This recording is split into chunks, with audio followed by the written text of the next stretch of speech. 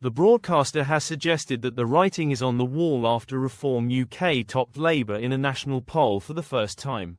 Nigel Farage is undoubtedly having a good few weeks, winning Newcomer of the Year at the Spectator's Parliamentarian of the Year Awards, seeing his party pull ahead of the Labour government in a national poll and win victories in 2 council by-elections, and the resulting jubilation isn't limited to the confines of Reform UK HQ, with veteran broadcaster Andrew Neil joining the growing chorus of politicos convinced of the threat Farage's party could pose to Labour in the next general election.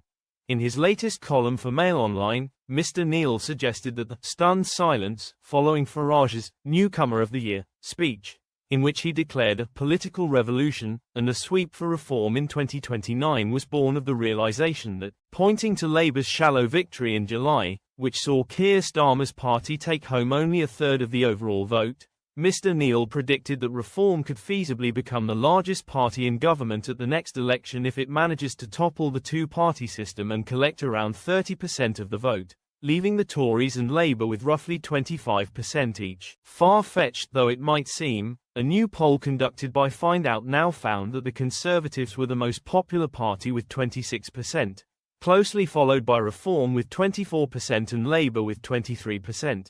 Labour seems destined for self-destruction, and new Tory leader Kemi Badenoch has yet to cut through to the wider public, Mr. Neil wrote. Meanwhile, Reform can campaign in favour of oil and gas in Scotland, the car industry in the Midlands, farmers in rural areas, and against immigration and net zero everywhere. The party's emergence as an underdog vote winner could be bolstered, he suggests, by red wall voters in northern England feeling disillusioned both by the unpopular Labour government and posh party, Tories.